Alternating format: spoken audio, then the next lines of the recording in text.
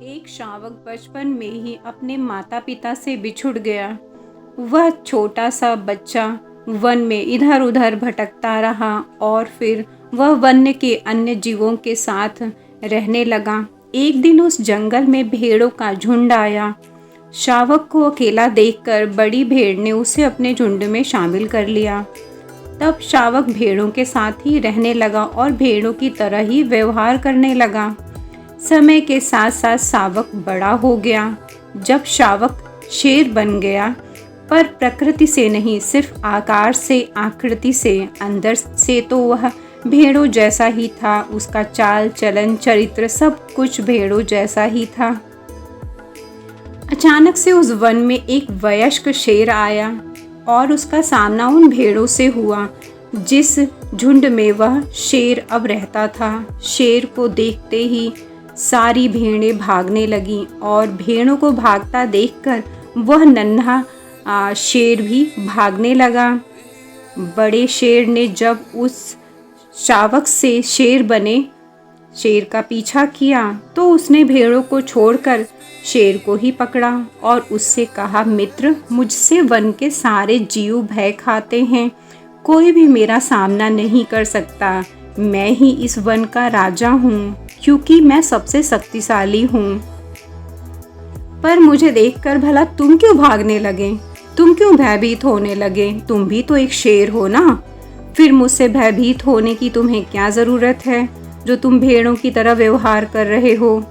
उस शेर को आज पहली बार किसी शेर से उसकी मुलाकात हुई, इसलिए वह बड़े आश्चर्य में पड़ा।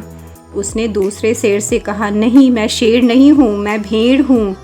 फिर आप मुझे शेर क्यों बोल रहे हैं? यह सुनकर वो बड़ा शेर जोर से हंसा और उसने समझाया कि नहीं, तुम शेर हो। तुम भेड़ों के झुंड में रहने के कारण तुम खुद को भी इसीलिए भेड़ समझते हो और भेड़ों जैसा व्यवहार करते हो।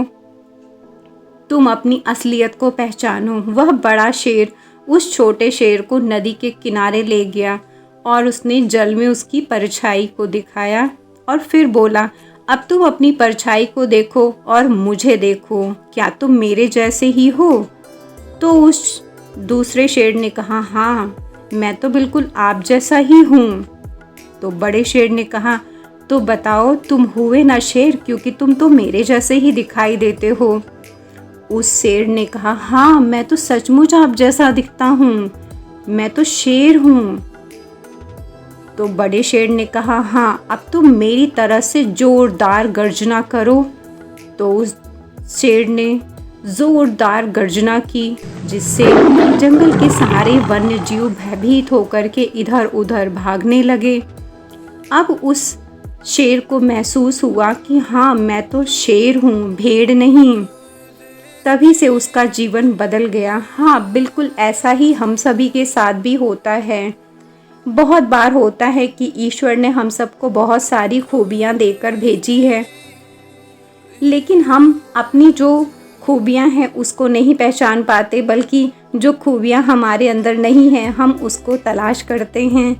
किसी ने सच ही कहा है, हमें ईश्वर ने बनाया है तो कुछ न कुछ तो खूबी हमें ज़रूर दी होगी। बस अपने उन्हीं गुणों को पहचानें और निखारें, हमारा जीवन उस शेर की तरफ बदल जाएगा। धन्यवाद। मेरी कहानियाँ अच्छी लगती हो तो मेरे चैनल को लाइक करें, सब्सक्राइब करें। धन्यवाद।